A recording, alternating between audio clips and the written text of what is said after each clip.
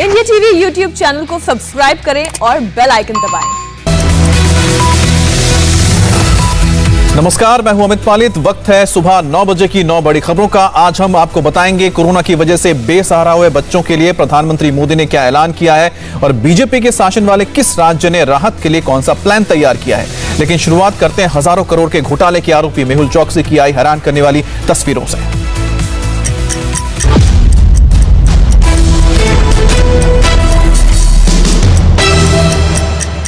PNB घोटाले के आरोपी और भगोड़े हीरा कारोबारी मेहुल चौकसी की डोमिनिका की जेल से पहली तस्वीर आई है। डोमिनिका आइलैंड से आई इन तस्वीरों में सलाखों के पीछे खड़े चौकसी के शरीर पर चोट के निशान दिख रहे हैं। मेहुल चौकसी की आंख में चोट है, उसकी एक आंख लाल दिख रही है और हाथ में भी चोट के निशान नजर आ रहे हैं।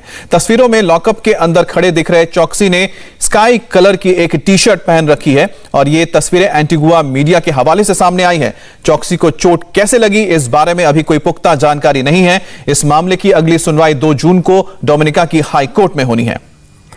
तो ये आप तस्वीरें देख रहे हैं कि किस तरह से मेहुल चौकसी के शरीर पर चोट के निशान नजर आ रहे हैं और ये जेल में सलाखों के पीछे नजर आ रहा है। आंख में देखिए कि चोट लगी है, लाल हो चुका है आंख, और इसके अलावा हाथों में भी चोट नजर आ रही है। तो मेहुल चौकसी के जो तस्वीरें सामने आई है, इसको लेकर कोई पुष्टि तो नहीं हुई है कि आखिरकार यह चोट कैसे लगी है। लेकिन आपको बता दें कि 2 जून को डोमिनिका की हाई कोर्ट में सुनवाई होनी है और उससे पहले यह तस्वीर सामने आई है।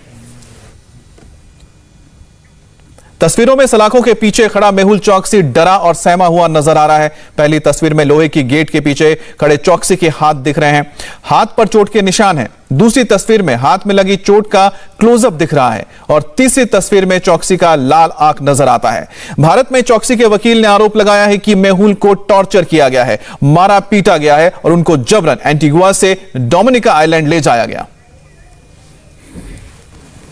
चौकसी जी डोमिनिका में हैं कस्टडी में, तो टीम ऑफ लॉयर पहुंची वहां उनको मिलने के लिए लॉकअप में। उनको उससे मिलने, मेहुल चौकसी जी से मिलने नहीं दिया गया। बहुत ज़्यादा एफर्ट्स के बाद, रिपीटेड विजिट्स के बाद, परसुएशन के बाद 2 मिनट की मुलाकात हुई। उसमें मेहुल चौकसी जी ने अपने हॉरिफाइंग एक्सपीरियंस बताया कि उनको जॉली हार्बर एंटीगा से पिक कर लिया गया था forcibly by a group of man और उनको ले जाया गया डोमिनिका में। जब वहाँ डोमिनिका पहुंचे तो वहाँ पुलिस पहले से ही खड़ी हुई थी। पुलिस को पता था कि उन्हें लाया जा रहा है और फिर उन्हें मंडे को ही पुलिस स्टेशन में लॉकअप में बंद कर दिया गया था, जबकि पूरे वर्ल्ड को तो ये न्यूज़ वेडनेसडे को दी गई। तो और उनकी बॉडी पे ब्रूसेस मार्क्स हैं, उनकी एक आंख से ब्लड भी आ रहा है, आई सूजी हुई है और पूरी बॉडी पे मार्क्स हैं, इलेक्ट्रिकल शॉक के भी मार्क्स हैं। उनको टॉर्चर किया गया है। और इस पर बात करने के लिए हमारे साथ जुड़ गए हैं देवेंद्र पराशर। देवेंद्र, ये जो चोट के निशान नजर आ रहे हैं, जो दावे किए जा रहे हैं वकील की ओर से, उसमें कितनी सच्चाई और कितना दम है? और देखिए, इसमें तो बस आरोप लगाने वाली बात है। अन्यथा सबसे पहली चीज जो मैं बताऊं कि वहाँ स्थानीय स्तर पे जो इन्फॉर्मेशन आ रही है उसके हिसाब से मेहुल चौकसी का हॉस्पिटल में मेडिकल चेकअप कराया गया है और उन्हें ऐसी कोई गंभीर समस्या नहीं है। दूसरी चीज कि उनका कोरोना टेस्ट भी कराया गया था, कोविड टेस्ट, और वो भी रिपोर्ट निगेटिव आई है, ऐसा लोकल लेवल से इन्फॉर्मेशन आ रही है। तीसरी चीज जो मारपीट के निशान है, जाहिर तौर पे क्योंकि वो भागने की कोशिश कर रहे होंगे, पुलिस पकड़ने की कोशिश कर रहे होंगे, तो इस समय माना जा सकता है कि शायद उसमें ये चोट के निशान उन्हें पुलिस के साथ जोर जबरदस्ती करने की होगी, तो शायद उसके चलते आया हो।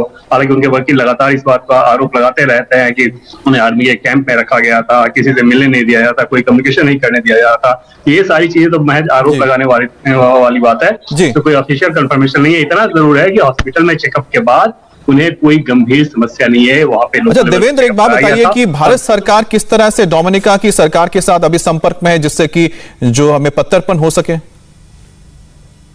लगातार अभी कोशिश की जा रही है क्योंकि मामला अभी कोर्ट में है। बुधवार को अगली सुनवाई होनी है। वो सुनवाई होगी हैबियस कॉर्पस, यानी कि मेहुल चौकसी जो ये आरोप लगा रहे हैं उनके वकील के मार्फत, जो कहा जा रहा है कि उन्हें अवैध तरीके से डिटेन किया गया है, तो उस मामले में बुधवार को अगली सुनवाई होनी है।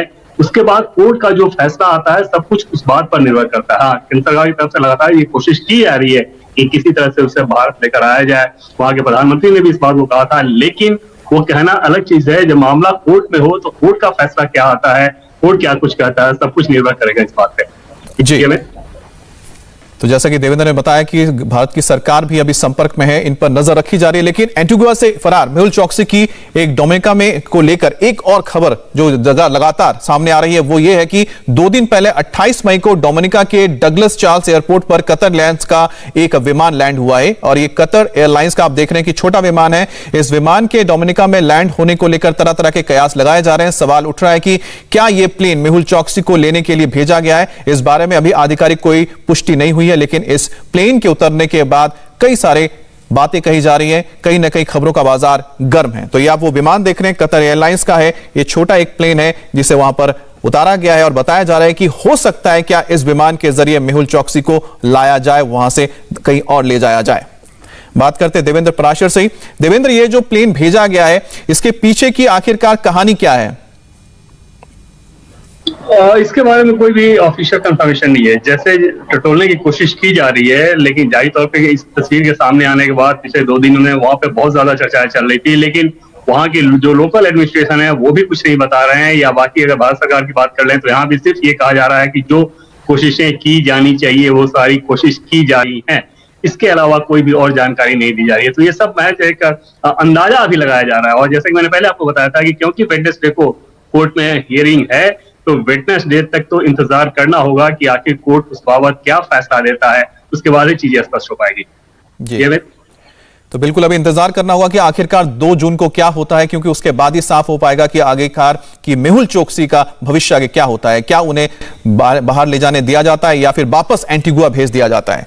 वहीं भगोड़ा मेहुल चौकसी तो मुसीबत में है, लेकिन देश में कोरोना की वजह से अनाथ हुए बच्चों के लिए एक राहत की खबर आई है। मोदी सरकार ने कोरोना महामारी में अपने माता पिता या अभिभावक को खो देने वाले बच्चों के लिए एक बड़ा ऐलान किया है। अनाथ हुए सभी बच्चों को पीएम केयर्स फॉर चिल्ड्रन योजना के तहत सहायता दी जाएगी और बच्चों की मुफ्त में शिक्षा का इंतजाम किया जाएगा। 18 साल की उम्र तक हर महीने आर्थिक मदद दी जाएगी और इसके साथ ही 23 साल की उम्र में पीएम केयर से 10 लाख रुपए का फंड भी इन बच्चों को दिया जाएगा।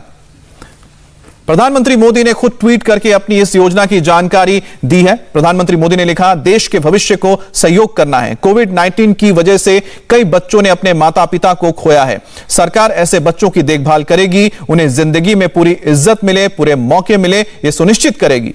पीएम केयर्स फॉर चिल्ड्रन के लिए ऐसे बच्चों की शिक्षा और दूसरी मदद सुनिश्चित की जाएगी। मोदी सरकार की इस योजना का फायदा बच्चों को कैसे मिलेगा, अब आपको यह समझाते हैं। कोरोना की वजह से अनाथ हुए बच्चों के लिए उनके रिहायशी इलाकों में मुफ्त शिक्षा की सुनिश्चित की जाएगी। 18 साल की उम्र तक हर महीने आर्थिक मदद दी जाएगी। जब बच्चों की उम्र 23 साल हो जाएगी तो पीएम केयर से 10 लाख रुपए का फंड भी उन्हें मिलेगा। आयुष्मान भारत योजना के तहत 18 साल तक बच्चों को 5 लाख रुपए का मुफ्त स्वास्थ्य बीमा भी मिलेगा और प्रीमियम का भुगतान पीएम केयर्स फंड से किया जाएगा। 10 साल तक के बच्चों को केंद्रीय विद्यालय या एक निजी स्कूल में डे स्कॉलर के रूप में प्रवेश दिया जाएगा। अगर बच्चों को किसी निजी स्कूल में भर्ती कराया जाता है तो फीस पीएम केयर्स फंड से दी जाएगी। स्कूल यूनिफॉर्म, किताबें और नोटबुक के लिए भी खर्च पीएम केयर्स फंड से दिया जाएगा। बच्चों को सैनिक स्कूल, नवोदय विद्यालय जैसे केंद्र सरकार के आवासीय विद्यालयों में प्रवेश दिया जाएगा। अगर बच्चे का कोई रिश्तेदार बच्चे की देखभाल करता है तो उसे नजदीक के केंद्रीय विद्यालय या एक निजी स्कूल में डे स्कॉलर के छात्र के रूप में प्रवेश दिया जाएगा। बात करेंगे संवाददाता देवेंद्र पराशर से। देवेंद्र, ये जो स्कीम लाई गई है इसको इंप्लीमेंट कब तक किया जाए, किस तरह से किया जाएगा? देखिए, तुरंत इसके बारे में इम्प्लीमेंटेशन की प्रक्रिया शुरू हो जाएगी। उसके सारे गाइडलाइन वगैरह सारी चीजें सार्वजनिक कर दी जाएगी। और जैसा कि प्रधानमंत्री नरेंद्र मोदी पिछले दिनों से लगातार इस बात को कह रहे थे सरकार के बाकी अधिकारियों से कि इसमें जल्द से जल्द इसको लेकर योजना बनाएं, ताकि वैसे बच्चे जिन्होंने अपने पेरेंट्स को खो दिया है कोविड के चलते, और ये रेट्रोस्पेक्टिव योजना होगी, यानी कि पहले से लागू होगी पिछले समय से, तो इस स्थिति में सबको मदद दी जाए उन बच्चों को, ताकि उनकी जो पढ़ाई ले है शुरू से लेकर और जब तक वो नौकरी में नहीं आते हैं, पूरा एक चेन होना चाहिए जिससे उन्हें पूरी सुरक्षा मिल सके, क्योंकि बच्चे ही देश का भविष्य है। उस लिहाज से कल जो बैठक हुई और कल के बैठक के बाद ये प्रधानमंत्री नरेंद्र मोदी ने इन सारी चीजों का ऐलान किया है कि किस प्रकार से उन्हें प्राइमरी एजुकेशन मिलेगा, हायर एजुकेशन अगर उन्हें लेना हो तो उसके लिए लोन की व्यवस्था कैसे होगी और लोन का जो इंटरेस्ट होगा वो पीएम केयर से दिया जाएगा, और साथ ही साथ इंश्योरेंस की व्यवस्था। तो कुल मिलाकर एक सुरक्षित भविष्य किस प्रकार से उनका हो, उस लिहाज से प्रधानमंत्री नरेंद्र मोदी ने इन योजनाओं को कहा है। न सिर्फ केंद्र के स्तर पर बल्कि बीजेपी शासित राज्यों के भी जेपी नड्डा ने, बीजेपी अध्यक्ष ने चिट्ठी लिखकर बकायदा इस बात को कहा था कि आप ऐसी योजना बनाएं। और कल हमने देखा कि कैसे हरियाणा, कर्नाटक, उत्तराखंड या फिर नॉर्थ ईस्ट के स्टेट, इन सारे राज्यों ने उन सारी योजनाओं के बारे में ऐलान करना शुरू कर दिया है कि कैसे कोविड महामारी के चलते जिन बच्चों ने अपने माता पिता या अभिभावक को खोया है उनके लिए किस प्रकार की सुरक्षा दी जाएगी। जी अमित। तो जिस तरह से हम देख रहे हैं कि प्रधानमंत्री मोदी की ओर से या उनके सरकार की ओर से इन बच्चों के लिए जो मदद के लिए हाथ बढ़ाया गया है वो बहुत जरूरी था, क्योंकि बड़ी तादाद में जो बच्चों हैं उन्होंने अपनों को खोया है। देवेंद्र, आपका बहुत बहुत शुक्रिया। मोदी सरकार ने सिर्फ अनाथ बच्चों के लिए योजना नहीं बनाई है, कोरोना के कारण जान गंवाने वालों के आश्रितों को भी पेंशन देने की घोषणा की गई है। पेंशन के अलावा सरकार कोरोना से प्रभावित परिवारों के लिए बढ़ा हुआ मुआवजा भी देने का फैसला किया है। प्रधानमंत्री ने कहा है कि इन कदमों से आर्थिक तंगी से जूझ रहे परिवारों की परेशानियां कम होंगी। प्रधानमंत्री कार्यालय ने कहा है कि ऐसे पीड़ित परिवार सम्मान का जीवन जी सकेंगे और इसके लिए कर्मचारी राज्य बीमा निगम यानी कि ESIC की पेंशन योजना का विस्तार किया जा रहा है। पीड़ितों के परिवार के आश्रितों को औसत दैनिक वेतन के 90% के बराबर पेंशन मिलेगा। यह लाभ पिछले साल 24 मार्च से प्रभावी होगा और इसमें 24 मार्च 2022 तक के मामले शामिल किए जाएंगे। बीमा लाभ के तहत मिलने वाले पैसों को भी 6 लाख रुपए से 7 लाख कर दिया गया है। यह राशि कम से कम 2.5 लाख रुपए होगी और यह योजना 15 फरवरी 2020 से अगले 3 साल के लिए लागू रहेगी। कोरोना में अपने माता पिता को खोने के बाद अनाथ हुए बच्चों और आश्रितों के लिए एक बड़ी राहत की खबर है और आज अपने 77वें मन की बात में पीएम मोदी केंद्र सरकार की इस योजना का जिक्र भी कर सकते हैं और इस दौरान वो देश में बढ़ते कोरोना के मामले और टीकाकरण की स्थिति को लेकर चर्चा भी कर सकते हैं। प्रधानमंत्री के मन की बात आज सुबह 11 बजे इंडिया टीवी पर जरूर देखिए। कोरोना की वजह से जान गंवाने वाले पीड़ित परिवारों के लिए केंद्र सरकार के अलावा बीजेपी शासित कई राज्यों ने भी योजनाओं का पिटारा खोला है। इन राज्यों में यूपी, हरियाणा, गुजरात, तमिलनाडु, त्रिपुरा, असम, कर्नाटक और अरुणाचल प्रदेश शामिल हैं और कोरोना से अनाथ हुए बच्चों को गुजरात और यूपी सरकार 4,000 प्रति महीना, हरियाणा सरकार 2,500 रुपए प्रति महीना और असम सरकार 3,500 रुपए प्रति महीने की आर्थिक मदद देगी। तमिलनाडु सरकार भी अनाथ बच्चों को हर महीने 18 साल तक 3,000 रुपए देगी। यूपी में मुख्यमंत्री योगी आदित्यनाथ ने मुख्यमंत्री बाल सेवा योजना की घोषणा की है और इस योजना के तहत अनाथ बच्चों की देखभाल के लिए केयर टेकर या फिर अभिभावक को 4,000 रुपए हर महीने दिया जाएगा। 10 साल से कम उम्र के बच्चों को राजकीय बाल गृह में रखा जाएगा। ऐसे राजकीय बाल गृह मथुरा, लखनऊ, प्रयागराज, आगरा और रामपुर में हैं। छोटी बच्चियों को कस्तूरबा गांधी बालिका आवासीय विद्यालय में रखा जाएगा। 13 राजकीय बाल गृह में भी ऐसी बच्चियों को रखा जाएगा। अनाथ हुई बच्चियों की शादी के लिए 1,01,000 रुपए दिए जाएंगे और सरकार मुख्यमंत्री बाल सेवा योजना का लाभ पाने के लिए 2 लाख रुपए सालाना की आय सीमा निर्धारित कर सकती है। जिन बच्चों के माता पिता दोनों गुजर गए हैं और वो अपने नजदीकी रिश्तेदार के साथ रह रहे हैं, उन्हें आय की सीमा में नहीं बांधा जाएगा। रिश्तेदारों के यहां रह रहे बच्चों की सरकार नियमित निगरानी करेगी। उत्तर प्रदेश मुख्यमंत्री बाल सेवा योजना के नाम पर यह योजना संचालित होगी। इसमें जिन बच्चों ने अपने माता पिता को अथवा लीगल गार्जियन को कोरोना महामारी के कारण खोया है, उन बच्चों के लिए यह योजना लागू होगी। ऐसे बच्चों की देखभाल के लिए 4,000 रुपये प्रति बच्चा प्रति बालक या बालिका वित्तीय सहायता उपलब्ध कराएगी। और हमारे साथ रुचि कुमार भी जुड़ गए हैं। रुचि, एक तरफ केंद्र सरकार बच्चों के लिए मदद कर रही है, राज्य सरकार भी कर रही है, तो ऐसे में कैसे बच्चों को मदद मिलेगी? यानी कि दोनों मदद मिलने जा रही, केंद्र और राज्य दोनों का फायदा मिलेगा बच्चों को? देखिए, ये स्टेट्स में अलग अलग लागू होगी और जैसे यूपी में मुख्यमंत्री योगी आदित्यनाथ बता रहे हैं कि जो बच्चे जिन्होंने अपने दोनों माता पिता को खो दिया है या उनकी देखभाल करने वाला कोई नहीं है, उनको इस योजना का फायदा मिलेगा। अभी तक जो सरकार को पता चला है, करीब 196 बच्चे ऐसे मिले हैं जिन्होंने कोरोना काल में अपने माता पिता दोनों को खो दिया है, यानी वो अनाथ हो गए हैं। और करीब 2,000 बच्चे अभी तक ऐसे मिले हैं जिन्होंने माता या पिता को खोया है। तो अब इसमें बहुत तरह के नियम है कि अगर सरकार, अगर उनकी सालाना आय 1 लाख से 4 लाख से ज्यादा होगी तो ये इसका लाभ उनको नहीं मिलेगा। तो सारे फैक्ट्स वेरीफाई किए जाएंगे और ये बच्चे जो इस स्कीम के तहत आ रहे हैं उनको या तो उनके घर में अगर कोई उनकी देखभाल करने वाला है तो उनको 4,000 रुपया महीना दिया जाएगा उनकी देखभाल के लिए, और अगर कोई भी नहीं है तो उनको जो सरकारी होम है वहां पे रखा जाएगा। और लड़कियों के लिए एक बड़ा ऐलान है, शादी होगी तो सरकार 1,01,000 रुपया उनकी शादी में खर्च करेगी। सरकार ने ये साफ किया है कि योजना पिछले साल यानी 2020 1 मार्च के बाद जिन बच्चों ने अपने माता पिता को खोया है या उनमें से एक को खोया है उनको इस योजना का लाभ मिल सकेगा। अमित जी, बहुत बहुत शुक्रिया आपका। तो एक तरफ जहां केंद्र और राज्य सरकारों ने कोरोना से अनाथ हुए बच्चों को लेकर योजना का ऐलान किया है, वहीं दूसरी तरफ देश भर में कोरोना के केस में लगातार कमी आ रही है। पिछले 24 घंटे में कोरोना के 1,65,000 से ज्यादा नए केस सामने आए हैं। नए मरीजों का यह आंकड़ा पिछले 46 दिनों में सबसे कम है। इससे पहले 12 अप्रैल 1,60,000 नए केस सामने आए थे। हालांकि मौत का आंकड़ा अब भी चिंता का विषय है। पिछले 24 घंटे में देश भर में 3,463 लोगों की मौत हुई है, लेकिन राहत की बात यह है कि पिछले 24 घंटे में 5,64,000 मरीज ठीक भी हुए हैं।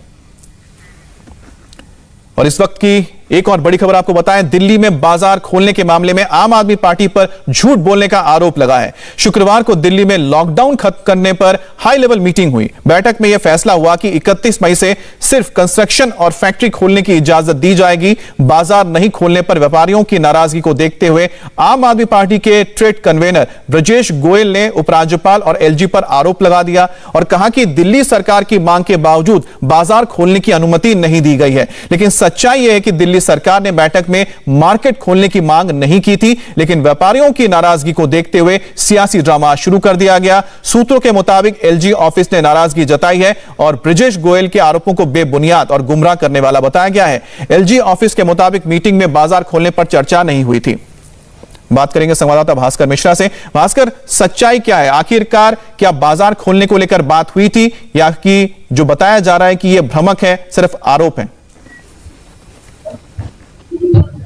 और देखिए, इस मीटिंग में जो एजेंडा रखा गया था वो सिर्फ 2 ही था, कंस्ट्रक्शन वर्क को फिर से शुरू करने का और साथ में इंडस्ट्रियल एरिया को शुरू करना। और इसके पीछे मकसद ये था जो सबसे गरीब तबके के लोग हैं, जो मजदूर हैं, उनको रोजगार मिल पाए और धीरे धीरे स्थिति सामान्य हो पाए। इसके अलावा और कुछ भी एजेंडे में नहीं था। इस एजेंडे के अलावा सिर्फ एक बात पे चर्चा हुई थी कि दिल्ली में जो शराब की दुकान है उसको खोल दी जाए। और जो एलजी हाउस के सोर्सेज हैं वो कैटेगरिकली मना कर रहे हैं, साफ इनकार कर रहे हैं। और वो लोग खुद मीटिंग में मौजूद थे। उनका ये कहना था कि ना तो कोई एजेंडे में ये था बाजार को खोलना, ना सरकार की तरफ से कोई प्रस्ताव रखा गया, ना ही इस पे कोई चर्चा हुई है। लेकिन हुआ ये है कि तमाम जो बाजार एसोसिएशन के लोग हैं वो अब सवाल उठाने लग गए हैं कि जब दिल्ली में कोरोना की स्थिति विकराल हुई थी तो उस वक्त बाजार एसोसिएशन के लोग हैं वो लोग खुद कह रहे थे कि हम लॉकडाउन चाहते हैं, और अब जबकि स्थिति ठीक है तो सरकार इसको खोल नहीं रही है। सरकार पे आरोप लगा तो सरकार की तरफ से कोई ना आकर ब्रजेश गोयल जो ट्रेड के कन्वेनर है आम आदमी पार्टी के दिल्ली के, वो कल प्रेस कॉन्फ्रेंस किया। उन्होंने कहा कि सरकार के चाहते हुए भी एलजी और बीजेपी ने खोलने नहीं दिया। एक राजनीति शुरू हुई है इस पे, जिसका एलजी हाउस ने यह जवाब दिया है कि बिल्कुल ये गलत है, ऐसा कोई प्रस्ताव सरकार के द्वारा नहीं रखा गया था, ना ही इस पे चर्चा हुई थी। यहां तक कि इस एजेंडे के अलावा कुछ और प्रस्ताव में था ही नहीं। तो सिर्फ 2 विषय पे बात हुई और इसमें फैसला ले लिया गया, उसको खोल दिया गया। इसके अलावा सिर्फ शराब की दुकानों को खोलने पे चर्चा हुई थी, लेकिन ये कहा गया कि पुलिस का इंतजाम बहुत ज्यादा करना पड़ेगा, भीड़ बढ़ेगी, इससे संक्रमण का खतरा और बढ़ेगा, इसलिए इसको रोक दिया गया एक तरह से। तो कह सकते हैं कि एलजी हाउस ने साफ इनकार किया, यहां तक कि कहा कि यह मिसलीडिंग है, भ्रामक है और गलत आरोप आम आदमी पार्टी के लीडर्स लगा रहे हैं। जी, बहुत बहुत शुक्रिया आपका। इस बीच दिल्ली में कोरोना के केस काफी कम हुए हैं। अब रोज यहां 1000 से भी कम मामले सामने आने लगे हैं। पिछले 24 घंटे में कोरोना के 956 नए केस सामने आए। वहीं बीते 24 घंटे में कोरोना से 122 लोगों की जान गई है। 22 मार्च के बाद एक दिन में सबसे कम केस हैं। 22 मार्च को कोरोना के 888 मामले दर्ज हुए थे। अब कोरोना के घटते आंकड़े राहत की तस्वीर तो जरूर दिखा रहे हैं। हालांकि कोरोना से जंग अभी खत्म नहीं हुई है, क्योंकि लोगों को अब भी जब भी अनलॉक की प्रक्रिया शुरू होती है सोशल डिस्टेंसिंग, मास्क का ध्यान रखना ही पड़ेगा। मध्य प्रदेश में कोरोना के घटते मामलों को देखते हुए राज्य सरकार ने 1 जून से अनलॉक की प्रक्रिया शुरू करने का ऐलान किया है। हालांकि अनलॉक के लिए नियम और शर्तें लागू होंगी। आइए जानते हैं कि अनलॉक के तहत क्या बंद रहेगा, क्या खुलेगा। पड़ोसी राज्यों की सीमाओं को फिलहाल सील रखा जाएगा। मध्य प्रदेश में 8 दिन बाद हालात का आकलन करके सीमाएं खोलने को लेकर निर्णय होगा। शादी और विवाह समारोह में दोनों पक्षों से 20-20 लोग ही शामिल हो सकेंगे, जबकि अंतिम संस्कार जैसे कार्यक्रम में सिर्फ 20 लोग शामिल हो पाएंगे। सरकारी दफ्तर में अब 50% कर्मचारियों को अटेंडेंस देना होगा, यानी कि कम लोगों के साथ ही लेकिन 50% लोगों के साथ इसे ऑपरेट किया जाएगा। बाजार खोले जाएंगे लेकिन रात 8 बजे दुकानें बंद करनी होगी। धार्मिक स्थानों पर एक समय में 4 व्यक्ति ही रह सकते हैं। हालांकि किस मामले में छूट मिले, किस में नहीं, इसे लेकर स्थानीय हालात के हिसाब से जिला के जो प्रबंधन अधिकारी हैं वो ही आखिरी फैसला लेंगे। मध्य प्रदेश के ज्यादातर जिलों में कोरोना संक्रमण का केस अब 5% से नीचे पहुंचा है। घटते केस के कारण ही 1 जून से अब राज्य को अनलॉक करने की तैयारी शुरू की जा रही है। इस बीच मध्य प्रदेश का कोरोना डेटा देखें तो पिछले 24 घंटे में कोरोना के 1640 नए केस सामने आए हैं, जबकि 24 घंटे में 68 लोगों ने अपनी जान गंवाई है। वहीं एक दिन में कोरोना से रिकवर होने वालों की संख्या करीब 5000 है। चमोली में टूटे ग्लेशियर पर एक बड़ी खबर आ रही है। ब्रेक के बाद आपको पूरी रिपोर्ट दिखाएंगे।